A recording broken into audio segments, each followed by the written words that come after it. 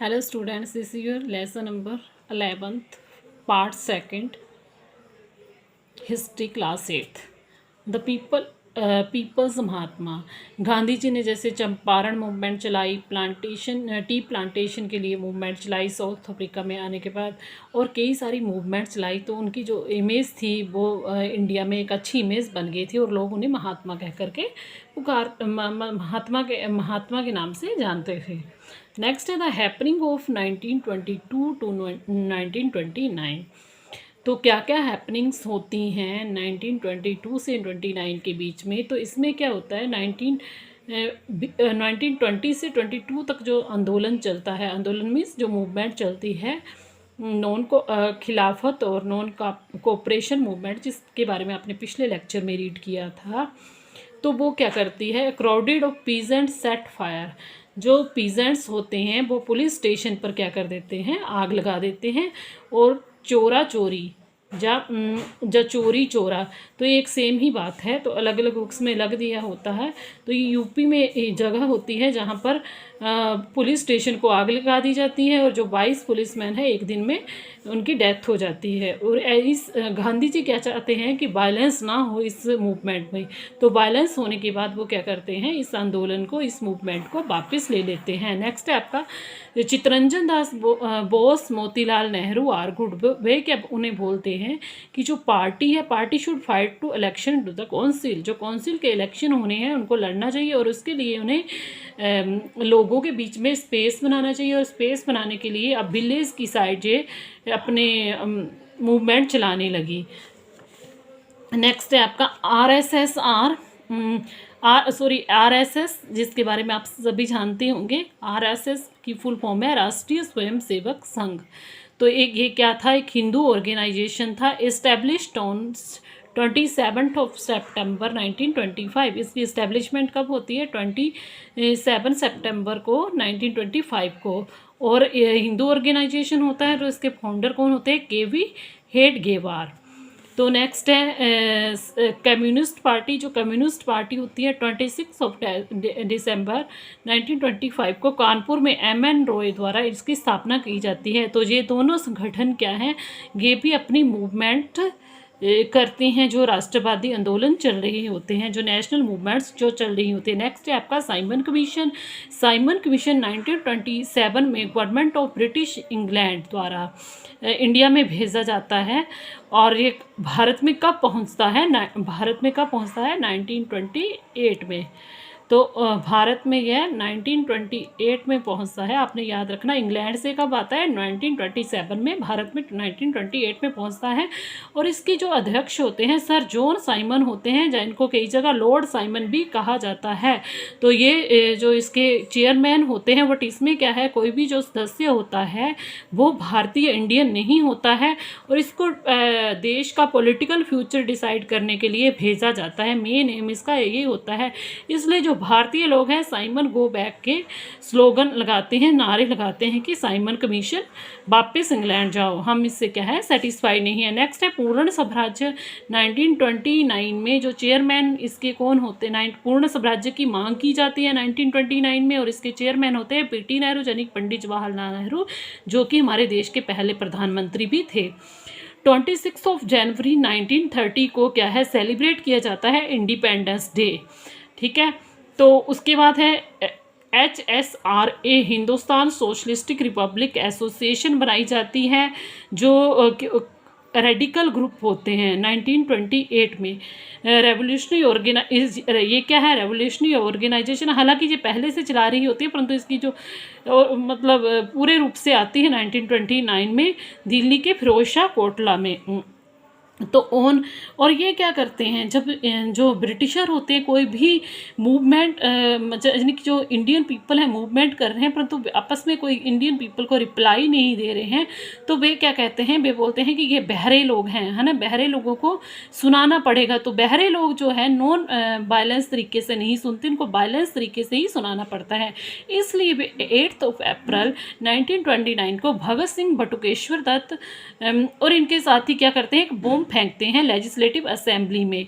ठीक है. और जो भगत सिंह होते हैं सुखदेव और राजगुरु एक्यूज्ड पाए जाते हैं, दोषी पाए जाते हैं, और उन्हें क्या है, उन्हें फांसी की सज़ा, उन्हें हैंग्ड करने की सज़ा सुनाई जाती है। कब? 23 मार्च 1931 को। नेक्स्ट है आपका द मार्च ऑफ डांडी, यानी कि डांडी मार्च। डांडी मार्च 1930 में हुआ था। इसे डांडी मार्च, साल्ट मार्च और डांडी सत्याग्रह तीनों नामों से पुकारा जाता है। गांधी जी अपने 17 अच्छा था क्या गांधी मार्च? क्या था कि जो नमक बनाने का अधिकार था, सोल्ट मेकिंग लो, सोल्ट बनाने का अधिकार था, राइट था, वो अंग्रेज़ों के पास था। और जो सोल्ट था वो काफ़ी महंगे दामों पर बिकता था, और जो सोल्ट थी वो हर एक व्यक्ति की ज़रूरत की चीज़ थी। इसलिए गांधी जी ने अपने जो लोग थे बहुत दुखी थे, तो जो गांधी जी ने अपने 17 फॉलोअर्स के साथ 12 मार्च 1930 को 240 किलोमीटर्स की यात्रा करते हैं। कहाँ से? साबरमती आश्रम से कोस्टल टाउन ऑफ डांडी तक। और वे वहाँ पर क्या करते हैं, वहाँ पर जो वे नमक कानून तोड़ते हैं, और वहाँ पर क्या करते हैं, कई सारे पीजेंट्स होते हैं, ट्राइबल्स होते हैं, बहुत सारे लोगों का इनको सहयोग मिलता है और वहाँ पर नमक बनाते हैं। कब पहुँचते हैं वहाँ पर? 6 अप्रैल 1930 को। और क्या है, हालांकि कई लोगों को जेल में भेजा जाता है, जहाँ अदर स्टेप्स गवर्नमेंट उठाती है, बट जो गवर्नमेंट होती है वो इतनी सक्सेसफुल नहीं होती है, क्योंकि गांधी जी के साथ बहुत सारे लोगों का साथ होता है। तो नेक्स्ट है गवर्नमेंट ऑफ इंडिया एक्ट। अब सर का उसको झुकना पड़ता है, तो 1935 का एक्ट आता है। This act provided provincial autonomy and government announced electrical to the provincial legislature, यानी कि एक लेजिस्लेचर बनाने के लिए एक अधिकार देते हैं उनको। और इलेक्शन होते हैं 1937 में, और जो कांग्रेस है वो 11th सीट में से 7th सीट पर क्या होती है, विन करती है, विजय करती है। उसके बाद क्या हो जाता है, सेकेंड वर्ल्ड वार स्टार्ट हो जाता है 1939 टू 45 तक। और जो कांग्रेस होती है, कांग्रेस जो होती है, कांग्रेस के जो मिनिस्टर होते हैं, उसमें क्या होता है कि जब वर्ल्ड वार स्टार्ट होता है तो वो जो ब्रिटिशर गवर्नमेंट, जो इंडिया में ब्रिटिश गवर्नमेंट होती है, वो बोलती है कि इसमें हिस्सा लो। तो वो बोलते हैं कि हम तभी हिस्सा लेंगे अगर हमें हमारे देश को आज़ादी दी जाएगी। परंतु जो ब्रिटिश इंडियन गवर्नमेंट होती है वो इस बात से सहमत नहीं होती है, और इसके विरोध में वे क्या कर देते हैं, रिज़ाइन कर देते हैं जो उनके मिनिस्टर्स होते हैं। आगे है क्विट इंडिया मूवमेंट। तो क्विट इंडिया मूवमेंट अगस्त 1942 में चलाई जाती है गांधी जी के द्वारा, और बड़े ज़ोर शोर पर चलती है। और इसके दौरान डू और डाई का क्या है, स्लोगन दिया जाता है। गांधी जी बोलते हैं करो या मरो, कैसे ना कैसे करके हमें अपने देश को बचाना है, क्योंकि हमने अपने देश को अंग्रेज़ों के पास नहीं रहने दे जाना है। इसमें 90,000 अरेस्टेड किए जाते हैं और 1000 किल्ड किए जाते हैं पुलिस फायरिंग में। और इसके अलावा भी कई सारे इंसिडेंट्स होते हैं इसमें क्विट इंडिया मूवमेंट के दौरान। आगे टुवर्ड्स इंडिपेंडेंट एंड पार्टीशन। तो इसमें क्या होता है, सुभाष चंद्र जो बोस होते हैं वो एक रेडिकल ग्रुप से रिलेटेड होते हैं। तो वो गांधी जी को हालांकि फादर ऑफ नेशन कह के रिस्पेक्ट करते हैं, परंतु जो गांधी के नॉन वायलेंस आइडियाज़ होते हैं उनसे वो एग्री नहीं होते हैं। इसलिए वो 1941 में क्या करते हैं, कलकत्ता को लेफ्ट कर देते हैं, जो कि उनका होम टाउन होता है। बिना किसी को बताए सिंगापुर चले जाते हैं जर्मनी के रास्ते से होते हुए, और वहाँ पर वे very very important Azad Hind फौज IN इंडियन नेशनल आर्मी का गठन करते हैं, उसको बनाते हैं, एस्टेब्लिशमेंट करते हैं।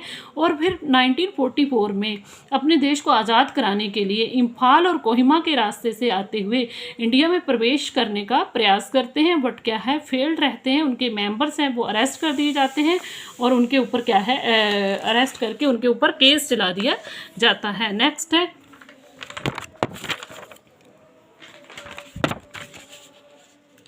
आपका 1940 में क्या होता है, जो मुस्लिम लीग होती है वो एक रेजोल्यूशन पास करती है। वो क्या कहती है कि पहले तो वो डिसएग्री हो जाती है किससे, जब क्या है 1937 में इलेक्शंस होते हैं और कांग्रेस को ज़्यादा सीट्स मिलती हैं, तो वो इससे डिसएग्री हो जाते हैं। और फिर वो क्या करते हैं, वो बोलते हैं कि चलो कोई बात नहीं कि ज़्यादा सीट्स मिले, तो वो जॉइंट कांग्रेस लीग मतलब वो क्या करते हैं, जब उनको इलेक्शन में ज़्यादा सीट्स मिलते हैं तो वो बोलते तो लीग कहती है कि ऐसे बातचीत करते हैं दोनों की, कांग्रेस प्लस लीग ये दोनों मिलकर के गवर्नमेंट बनाएंगे। बट क्या है, हालांकि लीग को क्या है, लीग जीती नहीं होती है इतने एरियाज़ में, बट कांग्रेस जीती होती है, तो इसलिए कांग्रेस इससे डिसएग्री हो जाती है। और वो क्या कहती है, अपने आप को माइनॉरिटी समझते हैं मुसलमान, जो मुस्लिम्स होते हैं, और इसी से वो क्या है पाकिस्तान की मांग करना शुरू कर देते हैं। हालांकि ये पहले से तैयार थे, परंतु इससे ये मांग और तेज हो जाती है। 1945 में जब सेकेंड वर्ल्ड वॉर फिनिश हो जाता है, तो 1946 में दोबारा से इलेक्शन होते हैं, और कांग्रेस फिर दोबारा से अच्छा प्रदर्शन करती है। और इसी के साथ जो लीग होती है वो भी जो रिजर्व सीट फॉर मुस्लिम्स होती हैं वहाँ पर क्या है अच्छा प्रदर्शन करती है। और वह क्या दिखाने का प्रयास करती है कि जो मैक्सिमम मुस्लिम्स हैं वो क्या है हमारे साथ हैं। तो गांधी जी कहते हैं कांग्रेस के साथ हैं, तो वो कहते हैं कि उसके साथ हैं। तो इस प्रकार जो 16 अगस्त 1946 को डायरेक्ट एक्शन डे की कुछ कार्रवाई की जाती है पाकिस्तान को बनाने के लिए। डायरेक्ट एक्शन डे मनाया जाता है। और मार्च 1946 को क्या होता है, ब्रिटिश कैबिनेट एक 3 मेंबर्स का मिशन भेजती है दिल्ली में इस डिमांड को देखने के लिए पाकिस्तान के, परंतु वो क्या करती है, वह भी इस मांग को नहीं मानती है। इसलिए वो क्या करती वो पॉलिटिकल फ्रेमवर्क बनाने के लिए बोलती है फ्री इंडिया को। बट क्या है, वो जो मोहम्मद अली जिन्ना और उनके साथी हैं वो सहमत नहीं होते हैं। इस तरह से जो भारत है वो क्या है कैबिनेट मिशन के तहत हुआ था ये।